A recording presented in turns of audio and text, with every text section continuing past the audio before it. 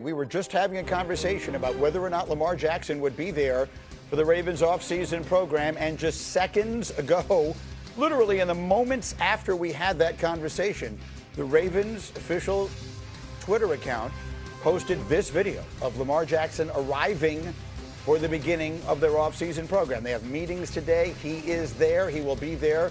We would then presume for the beginning of their offseason workouts, which we had just discussed was a big deal with a new head coach and a new offensive coordinator. Dan, what is your reaction? Yeah, I love that he's there. That's kind of what we talked about. Let's see if he shows up. Love the sweatshirt. And I think it's the right thing. You know, I know that these are voluntary. I know they're not mandatory. I know it's only the beginning of April. But when you're the face of the organization, one of the best players in the league, and everything is new, I do think it's important for you to show up. Everyone follows Lamar. So this is a good start for Baltimore and their offseason.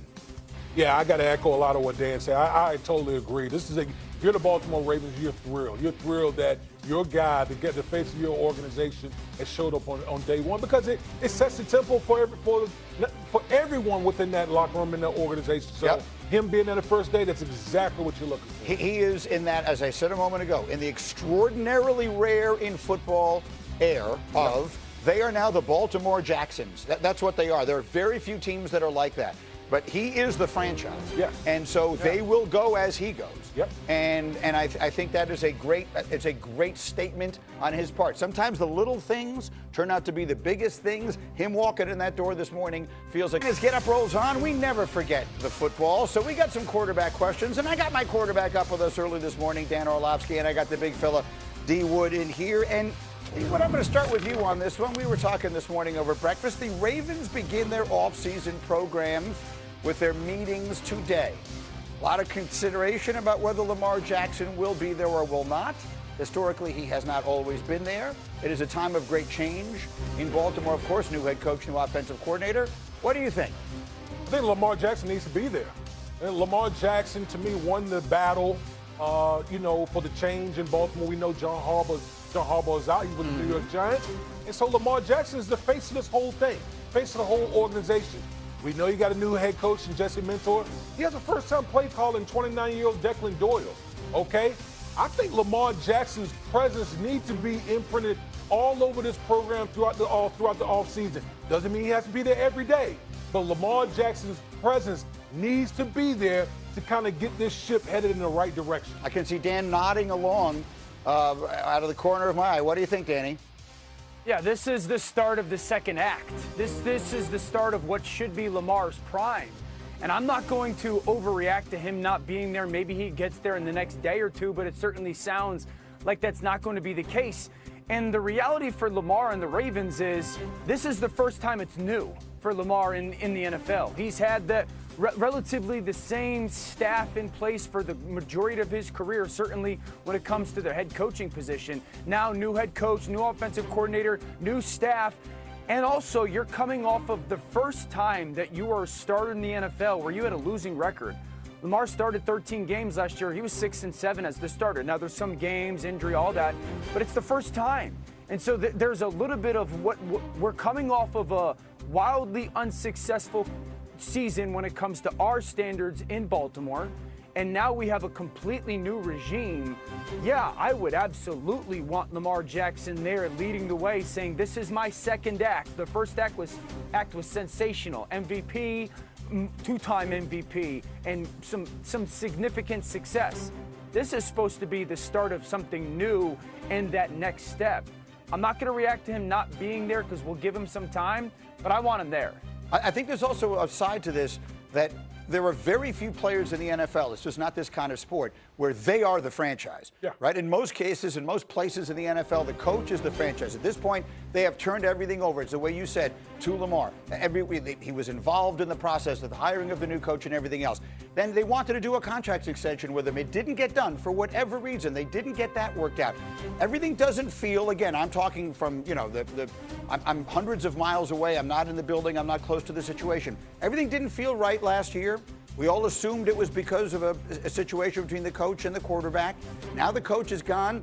I think it will be very interesting to see if Lamar is there and leading that group every single day. I think it's going to be a tell. I think it's going to be a tell if there's some type of lingering effect with Lamar and his relationship with the organization, if he's not there this all-season program, it's just like, okay, what's the long-term viability of Lamar Jackson with the Baltimore Ravens? I truly feel that right now. I think it's a legitimate question to ask. It's not a statement before everyone goes, and no one's sitting here saying Lamar is going to be out of Baltimore, but it is at least a question worth asking. And Dan, for those in the audience who would be wondering, big-time quarterbacks with off-season programs, generally speaking, to what degree are they there? Oh, I would imagine the significant amount of them. You know, specifically the guys that are learning a completely new regime and a completely new offense. I mean, I'm sitting here thinking to myself, for our top quarterbacks in the league, if Joe Burrow in Cincinnati had a new group, if Matthew Stafford with the Los Angeles Rams had a new group, Mahomes had a new, those guys would be there. And so right.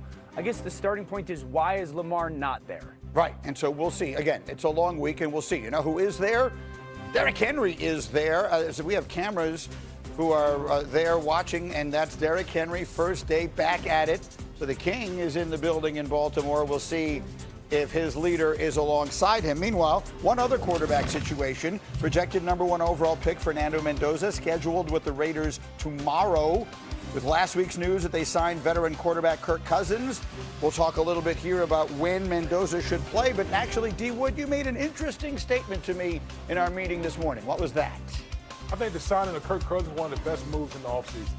I think this is absolutely what the Las Vegas Raiders need. Because even Tom Brady alluded to it.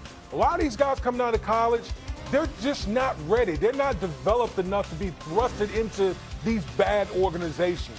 And so when you look at it, this gives Fernando Mendoza time, whether it's 1 game, whether it's 6 games, 12 games, whatever the case may be, to allow this young man to develop. And when he's ready, then you put him in there. But he has a teacher, a mentor in Kirk Cousins that's in the same room as him. In an offense, Dan, I was looking over your notes yesterday that it is going to be a big change for Mendoza from what he did on the college level. Completely different world. If we're being honest, and people won't say it, I will, Ty Simpson schematically is a better fit or marriage for what the Las Vegas Raiders would do under Clint Kubiak than Fernando Mendoza. So Clint Kubiak is a coach, and he's not going to change. This is how he was brought up in football. Most of the things that he does, at least half of the things that he does from a scheme standpoint, are underneath the center. If you look at an offensive coordinator in the NFL, over 50% of the snaps are from underneath the center. That's the most in the last 5+ years in the NFL, okay? Fernando Mendoza took 5 snaps total from underneath the center in his college career. So this is going to be a drastically different experience for Mendoza when it comes to operating the quarterback position. And America, Kubiak's not changing. He's not going to completely try to change the way he goes about offense. So I think that's going to take much more time for Mendoza to get comfortable playing than people expect. And that's why I say, and this isn't a Simpson thing, that's why I say fit-wise, it's going to be very different. Greeny, remember last year, I was telling everybody the Caleb Williams part of Correct. it in Chicago. It's going to be similar to that. It's very foreign to what they're accustomed to, and it's just going to take Mendoza realistically like 2 or 3 years for him to get comfortable doing it that way. I was thinking exactly that. As you were talking, I was thinking of you telling us last summer, Caleb Williams are going to have to be patient. It's going to have to take a little time for him to learn this offense. Now, Caleb was going to be on the field. So to your point, D. Wood, he can do a lot of that learning with Kirk Cousins, who can play respectable, above-average NFL quarterback as long as they need him to do it. Absolutely. And as this Raiders, as this Raiders team continue to fill out this roster, it'll allow him to develop. And when he's ready, then he'll be in a certain. I'm with you. I think it's a great move. I like the team that always gets it wrong may finally be getting the most important part of it right. More football as we continue. In the meantime, back to the hoops. Maybe the Mavs got it right after all. Cooper planting his flag all over LeBron and the Lakers.